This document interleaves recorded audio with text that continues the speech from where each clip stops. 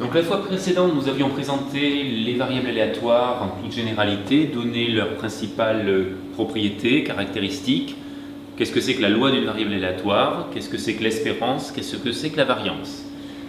On va aujourd'hui reprendre ces notions, mais appliquer cette fois-ci à une petite série de lois qui sont les lois les plus utiles que vous rencontrerez le plus souvent dans les exercices et dans les situations qui font appel aux probabilités que vous croiserez par la suite.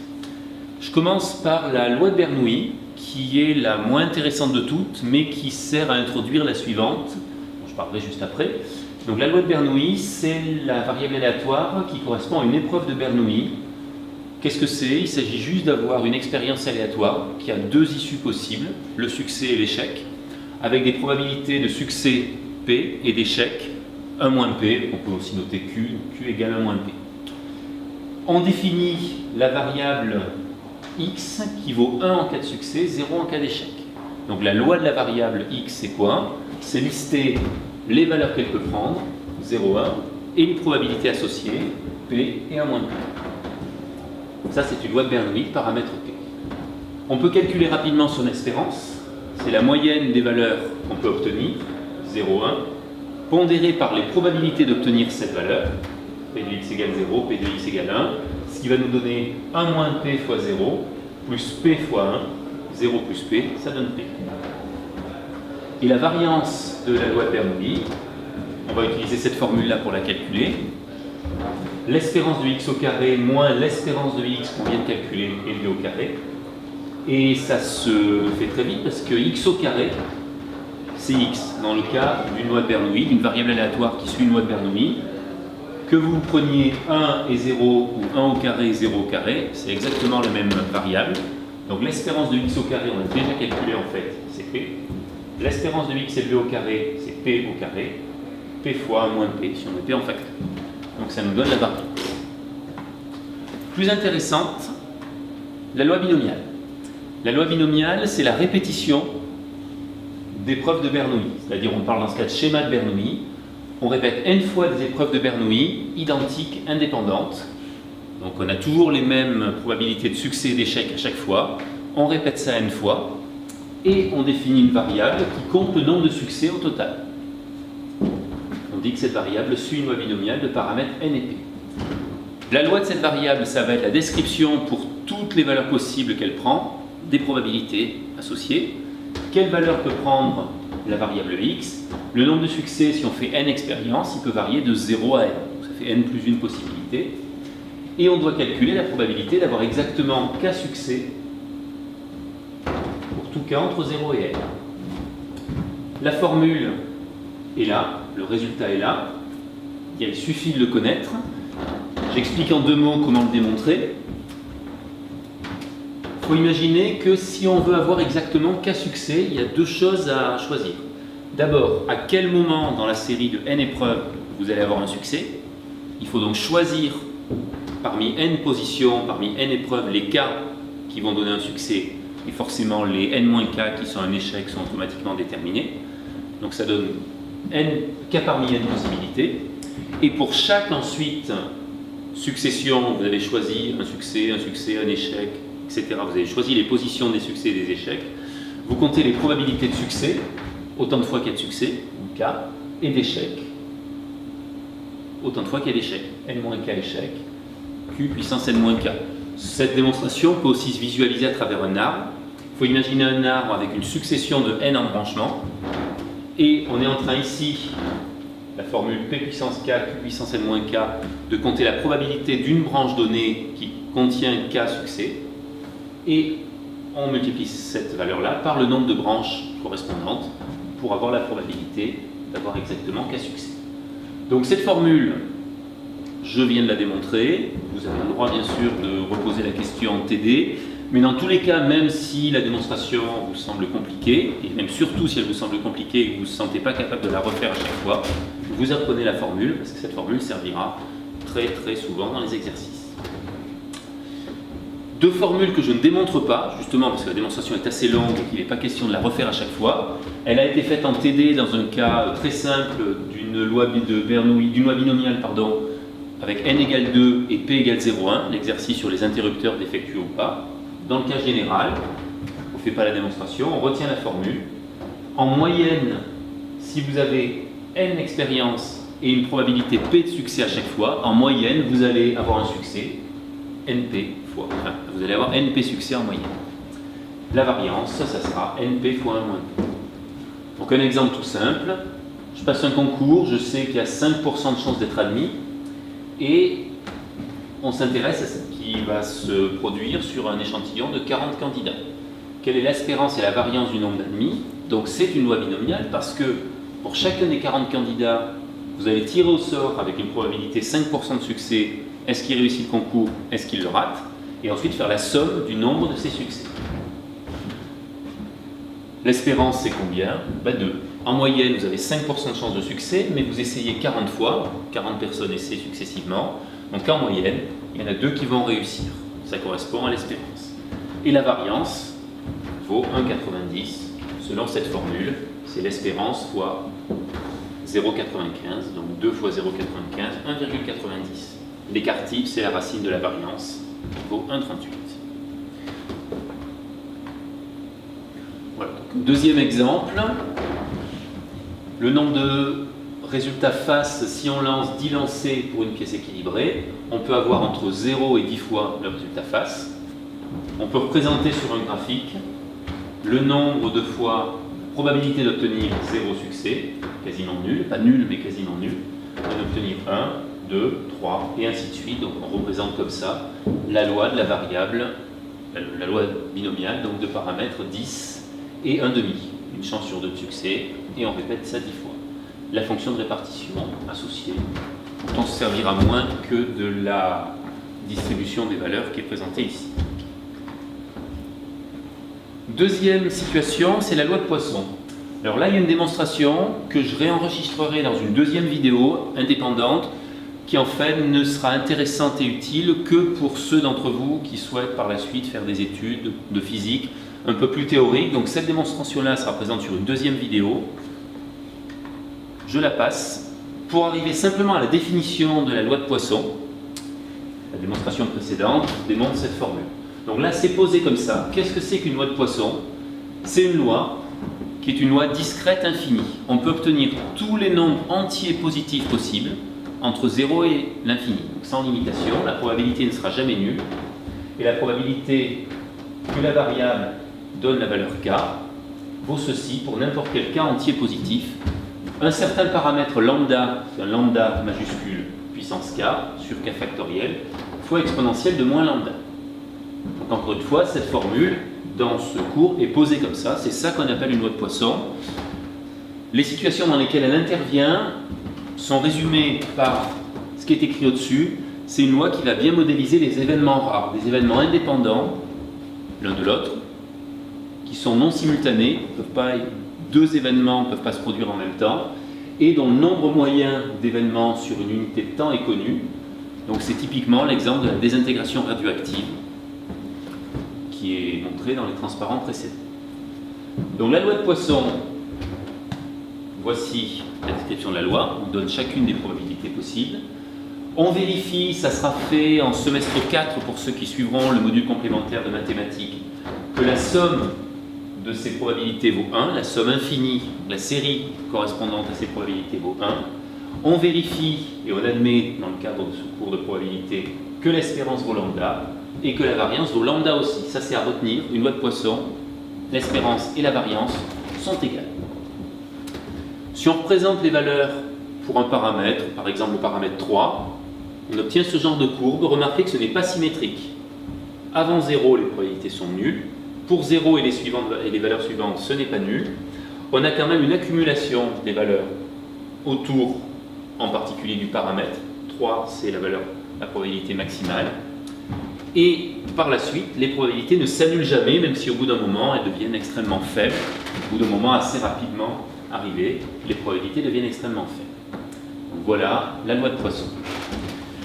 Vous n'aurez pas à l'utiliser directement, cette loi de Poisson, dans les exercices. Elle nous servira dans le cadre de ce cours que pour approcher d'autres lois. Je parlerai de ça à la fin. Donc je donne juste quand même un exemple de situation qui peut correspondre à l'utilisation d'une loi de Poisson. Vous avez un standard téléphonique qui reçoit en moyenne 10 appels par heure. On suppose que les autres paramètres, les autres propriétés sont vérifiées, les appels ne sont jamais simultanés, ils sont indépendants les uns des autres, c'est pas parce qu'une personne a appelé qu'une autre personne va appeler plus vite ou moins vite. Voilà. Comment est-ce qu'on utilise la loi de Poisson dans ce cas? Donc ici la loi de Poisson de paramètres. Quels paramètres? Alors ça dépend de la question. Dans la question, vous avez toujours un intervalle de temps qui est donné en référence. Et le paramètre à choisir, c'est le nombre moyen d'événements sur cet intervalle de temps. Si on vous dit que vous avez en moyenne 10 appels par heure, quelle est la probabilité pour qu'en une heure, il y ait 2 appels? C'est la formule P de x égale 2 avec le paramètre lambda égale 10. Donc lambda au carré sur 2 factoriels fois exponentielle moins 10. Voilà le calcul. Si on vous parle d'une probabilité pour qu'en 5 minutes, il y ait exactement 3 appels, vous allez prendre le paramètre. 5 minutes, c'est par rapport à 1 heure, combien de fois moins? Donc vous avez le paramètre lambda qui correspond au nombre moyen d'appels par 5 minutes. Si vous avez en moyenne 10 appels par heure, en 5 minutes, vous avez en moyenne combien d'appels? 5 sixièmes. 5 fois 10 sur 60. Vous voulez la probabilité d'avoir 3 appels, P de x égale 3 pour la loi de Poisson de paramètre 5 sixièmes, cette formule qui donne cette probabilité. Probabilité pour qu'en 15 minutes, il y ait au moins 2 appels, cette fois-ci on parle d'une durée de temps de 15 minutes. Si vous avez 10 appels par heure en moyenne, vous en aurez 4 fois moins en 15 minutes, donc 10 sur 4, c'est-à-dire 5 demi. On va prendre le paramètre 5 demi. Probabilité d'avoir au moins 2 appels, donc ici évidemment on va plutôt utiliser l'événement contraire. C'est 1 moins la probabilité d'avoir strictement moins de 2 appels. Donc c'est 1 moins P de x égale 0 moins P de x égale 1. 1 moins la formule avec le paramètre 5 demi et k égale 0. Formule avec le paramètre 5 demi et k égale 1. Voilà le résultat. Dernier exemple, on revient sur le paramètre lambda égale 10 parce que l'énoncé nous parle d'une heure. Quelle est la probabilité d'avoir au plus 8 appels en 1 heure? Alors, dit comme ça, au plus 8 appels en 1 heure, vous avez le choix entre faire la somme des probabilités d'obtenir 0 appel, 1 appel, 2 appels, etc. jusqu'à 8 appels et faire la somme, ce qui fait quand même 9 termes à additionner, ou pire, l'événement contraire, ça vous fait une infinité de termes à additionner. 9 plus 10 plus 11 plus 12 jusqu'à l'infini. Mais en fait, on peut faire beaucoup mieux, sans calcul, parce que cette loi de Poisson, je vais donner des formules pour calculer la probabilité d'obtenir exactement k comme résultat, mais si vous voulez faire des cumuls, la probabilité d'obtenir un nombre de valeurs pour la variable inférieure ou égale à k, vous avez une table qu'on va vous distribuer au prochain TD. Pour la loi de Poisson de paramètre 10, voilà la table que vous aurez à disposition en TD et le jour du partiel. Et cette table-là est à comprendre. Vous avez un tableau par valeur de lambda. Donc on n'a qu'un petit nombre de valeurs de lambda qui vous sont données. Pour les autres, il faudra soit demander une table plus importante, soit tout simplement faire ça avec une calculatrice ou un ordinateur le jour où vous serez en situation professionnelle. Pour ce qui est des TD et des DS concernant cette année, on se débrouillera pour que les valeurs de lambda qui soient à utiliser correspondent aux valeurs dont on vous a fourni les tables. Donc ici, j'ai la loi de Poisson de paramètre 10. Si je veux calculer la probabilité d'avoir exactement 2 appels, ou 5 appels, ou 8 appels en 1 heure, je peux regarder la première colonne et je retrouve les valeurs données par la formule précédemment utilisée. Si je veux la probabilité d'avoir au plus 8 appels en 1 heure, j'ai directement sur la deuxième colonne les cumuls qui sont calculés. Cette valeur-là, elle correspond à ça, plus ça, plus ça, plus ça, jusqu'en haut. Et l'avantage, c'est que vous n'avez pas à faire les calculs vous-même, vous les lisez directement dans la table. Donc voilà la loi de Poisson et la manière dont on l'utilise, par la formule directe ou par la table pour les probabilités d'obtenir exactement K comme résultat. Et là, il n'y a plus tellement à hésiter, vous prenez la table si on vous demande des cumuls. Troisième exemple, celle-là, j'en parle en 2 mots pour vous dire que vous la connaissez déjà parce que vous l'avez croisée en métrologie. Et on ne s'en servira pas cette année. C'est un exemple de loi continue, c'est le plus simple des exemples de loi continue que vous connaissiez, la loi uniforme sur 0,1. C'est-à-dire qu'en tirant un nombre au hasard entre 0 et 1, en s'autorisant tous les nombres réels entre 0 et 1, sans en privilégier aucun, et par contre en s'interdisant d'avoir des nombres strictement plus petits que 0 ou strictement plus grands que 1. Donc dans ce cas, on a dit rapidement qu'on remplace les probabilités par une fonction densité. La fonction densité ici, la valeur de cette fonction par exemple en 0,5, c'est, qui vaut 1, c'est la probabilité, plutôt, la valeur 1 est à multiplier par dx, f de x fois dx, c'est la probabilité d'avoir un nombre compris entre 0,5 par exemple et 0,5 plus dx sur un petit intervalle. Ça, là encore, c'est des choses sur lesquelles on ne va pas insister cette année. Je me contente de vous donner l'exemple et de vous donner la fonction densité, la fonction de répartition qui est une primitive de la fonction densité et les valeurs d'espérance et de variance.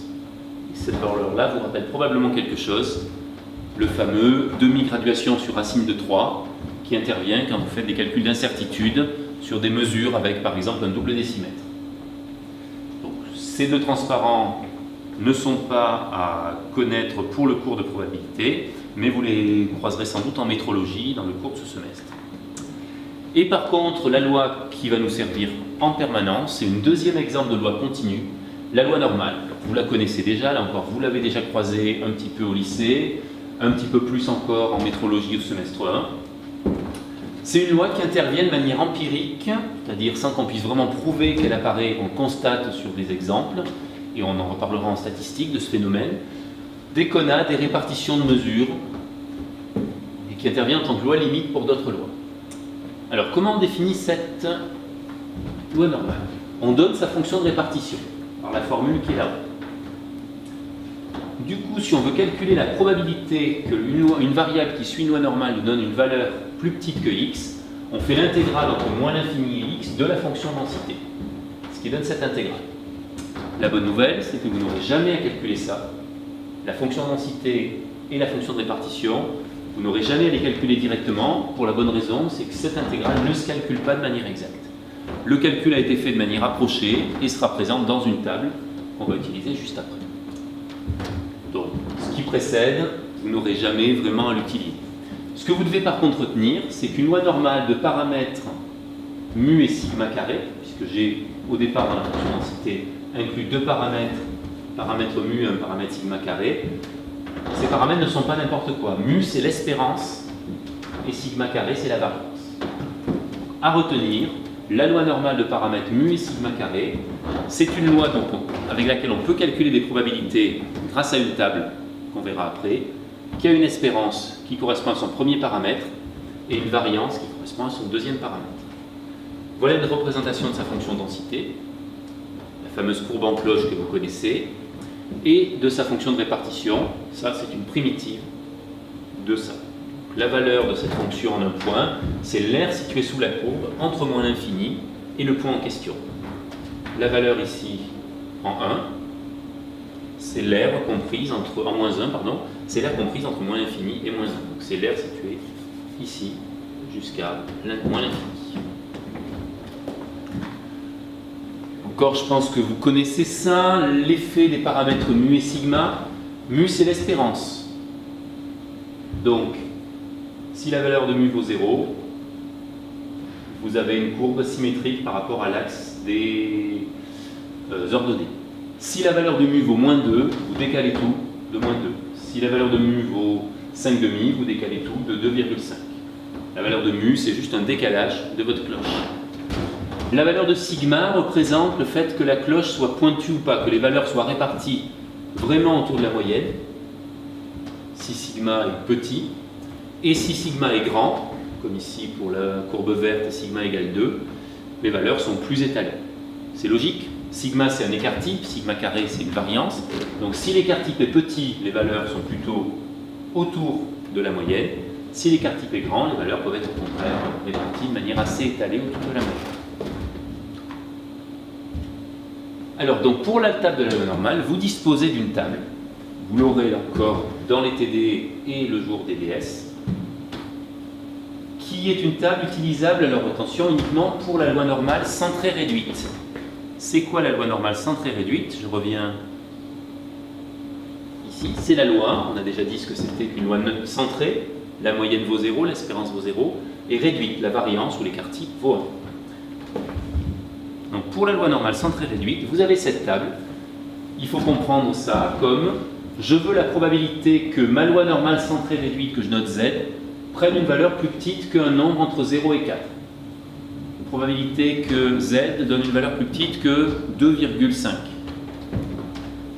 Vous cherchez 2,5 et vous lisez la valeur. 2,51, vous prenez 2,5 et vous allez rajouter le 0,01 sur la colonne d'à côté. 99,4% de chance.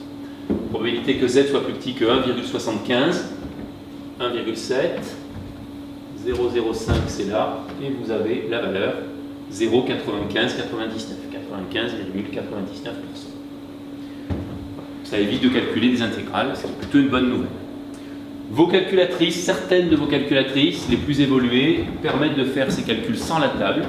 On ne vous apprendra pas à vous servir de vos calculatrices. En TD, on apprendra à servir de la table, mais si le jour du partiel ou pendant les TD, vous avez appris vous-même à faire ça à la machine, on n'y voit aucun inconvénient. Mais cela dit, les explications qui sont là seront quand même utiles. Comment est-ce qu'on fait quand on n'a pas une loi normale centrée réduite dans l'énoncé? Parce que c'est quand même rare qu'une situation vous fasse tomber directement sur une loi normale centrée réduite. Alors, vous commencez par passer de la variable x à la variable centrée réduite. Donc, je reprends. Vous avez une variable aléatoire x, on vous dit elle suit une loi normale de paramètres mu et sigma carré. Cette variable x, si vous lui enlevez son espérance mu, ça donne une loi d'espérance nulle. X moins mu est une variable centrée. Si vous divisez une variable aléatoire par son écart type, vous obtenez une variable aléatoire qui a une variance ou un écart type qui vaut 1. Donc x moins mu sur sigma, c'est une variable aléatoire qu'on va noter z, qui suit une loi normale centrée réduite.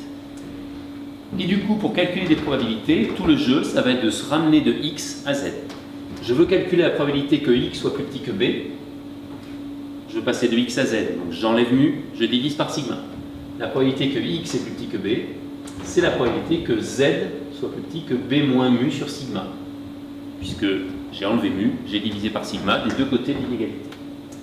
Et les probabilités que z soit plus petit que ce nouveau nombre-là, b moins mu sur sigma, on va noter petit z, on les lit dans la table. Exemple. Je prends x qui suit une loi normale de paramètres 1 et 4. Donc attention, sigma c'est 2. 4 c'est la variance, sigma carré, donc sigma c'est 2. La probabilité que x soit plus petit que 3, on enlève l'espérance, on divise par l'écart type. Donc ça fait z, loi normale centrée réduite, plus petit que 3 moins 1 sur 2, ça fait 2 sur 2, ça fait 1. Quelle est la valeur correspondante? On la lit dans la table. Je reviens ici. Plus petit que 1, 1,00, 84,13%. Donc P de Z plus petit que 1, c'est la même chose que P de X plus petit que 3, c'est 84,13%. P de X plus grand que 2. On commence par faire l'appareil, on se ramène à la loi normale centrée réduite. Les deux côtés de l'inégalité, vous enlevez l'espérance, vous divisez par l'écart type, x moins 1 sur 2, et là 2 moins 1 sur 2, ça fait 1,5. Vous avez donc P de Z plus grand que 1,5. La table vous donne les probabilités d'inférieur. Donc vous transformez ça en événement contraire. P de Z plus grand que 1,5, c'est 1 moins P de Z plus petit que 1,5. Et P de Z plus petit que 1,5, on le trouve dans la table. 1 moins P de Z plus petit que 1,5, je vous laisse vérifier dans votre table, ça donne 30,85%. Une remarque, le signe inférieur ou égal ou le signe strictement inférieur, et pareil pour supérieur ou égal, strictement supérieur, pour une loi normale, ça donne la même probabilité, parce que pour une loi continue, on a dit ça dans le cours précédent, les probabilités d'obtenir exactement une valeur donnée sont nulles. Donc que vous mettiez des supérieurs ou égales ici ou là, ou des inférieurs ou égales, c'est pareil. Troisième exemple, la probabilité que x soit compris entre moins 2,5 et plus 3. On commence toujours par se ramener à z. Tous les côtés de l'inégalité, dans les trois termes de l'inégalité, vous enlevez l'écart type, vous enlevez l'espérance, vous divisez par l'écart type. 2,5 moins 1 sur 2 et 3 moins 1 sur 2, et au milieu vous avez x moins 1 sur 2. Ça vous fait la probabilité que z soit compris entre moins 1,75 et 1. Ça, repensez à l'interprétation géométrique. C'est l'aire située sous la courbe en cloche de la fonction densité de la loi normale centrée réduite entre l'abscisse moins 1,75 et l'abscisse plus 1. Là, vous avez 0. Donc, c'est l'aire situé sous une partie de la courbe. Ce que vous donne la table, c'est la probabilité d'aller de moins l'infini jusqu'à une valeur donnée. Donc, je vais dire que l'aire située entre moins 1,75 et 1, c'est la même chose que l'aire située entre moins l'infini et 1, à laquelle j'enlève l'aire située entre moins l'infini et moins 1,75. P de z compris entre moins 1,75 et 1, c'est P de z plus petit que 1, moins P de z plus petit que moins 1,75. Cette valeur-là, on la lit dans la table. Deuxième remarque, indépendante de la première, il y a deux étapes ici, la probabilité que z nous donne une valeur plus petite qu'un nombre négatif donné. Problème, dans la table de la loi normale, on vous donne que les valeurs de petit z entre 0 et 4. Là, j'ai moins 1,75. Ça, c'est à comprendre comme l'aire située sous la courbe en cloche entre moins l'infini et moins 1,75. Comme la courbe en cloche est symétrique, entre moins l'infini et moins 1,75, ou entre plus 1,75 et plus l'infini, c'est pareil. Et entre plus 1,75 et plus l'infini, c'est 1 moins la probabilité d'être entre moins l'infini et plus 1,75. Autrement dit, vous pouvez transformer P de z plus petit que moins 1,75 en 1 moins P de z plus petit que plus 1,75. Ça se calcule dans la table, ça se lit pardon, dans la table. On trouve la valeur 95,99. Et donc, si vous finissez votre opération, vous trouvez une probabilité de 80,12. Ce genre de choses, ce genre de calcul, donc vous en avez un à faire dans le TD pour, les QCM pour la semaine prochaine. Dernière chose, je cherche la probabilité, je veux que le résultat de la probabilité soit 50%. Je cherche le nombre tel que la probabilité que x soit plus petit que ce nombre vaille 50%. Le nombre qui coupe en deux les valeurs. La moitié des valeurs données par la loi sont en dessous de ce nombre, la moitié des valeurs en dessous. C'est ce qu'on appelle la médiane. Comment je fais? Comme au-dessus, j'enlève l'espérance, je divise par l'écart type. P de x moins 1 sur 2 plus petit que alpha moins 1 sur 2. Je veux que ça vaille 50%. Je vais chercher dans la table quel est le nombre z, tel que la probabilité que x soit plus petit que z fasse 50%. Ce nombre-là, je le trouve dans la table et je constate que c'est 0. Je remonte la table, tout simplement. Quelle est la valeur pour laquelle la probabilité à l'intérieur de la table donne 0,5? C'est justement petit z égale 0,00. Donc, si cette probabilité vaut 50%, c'est que ce nombre vaut 0. Autrement dit, alpha moins 1 sur 2 vaut 0. Alpha moins 1, c'est 2 fois 0. Et alpha égale 1. Ce résultat est très général. Dans le cas d'une loi normale, la médiane et la moyenne, c'est la même chose. Ce n'est pas toujours vrai, en particulier, ce n'est pas vrai pour la loi de Poisson, mais c'est vrai pour la loi normale. Alors, ce qui va nous intéresser, c'est ce qu'on appelle les intervalles de confiance. On a vu précédemment, même si je n'avais pas insisté dessus, l'inégalité de Tchebychev, qui donne la probabilité qu'une variable aléatoire donne un résultat compris entre son espérance, plus ou moins t fois son écart type. Je refais le calcul. Je veux la probabilité qu'une loi normale de paramètres mu et sigma carré, donc d'espérance mu et d'écart type sigma et de variance sigma carré, je veux la probabilité que cette variable aléatoire ait un résultat compris entre l'espérance moins t fois l'écart type et l'espérance plus t fois l'écart type. Ça peut s'écrire comme ça avec une notation plus légère. On remplace espérance de x par mu et sigma de x par sigma. Je fais comme j'ai fait précédemment. J'enlève l'espérance, je divise par l'écart type. Ça me donne une loi normale centrée réduite. Des deux côtés, j'ai moins t plus t.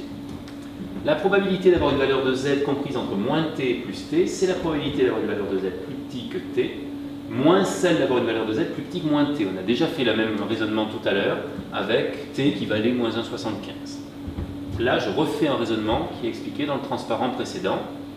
Et si je simplifie à la fin le résultat, j'obtiens 2p de z plus petit que t moins 1.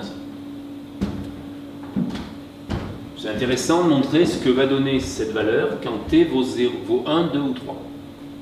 Quelle est la probabilité que le résultat d'une variable aléatoire soit comprise entre normale, le paramètre mu et sigma carré, soit comprise entre l'espérance moins une fois l'écart type et l'espérance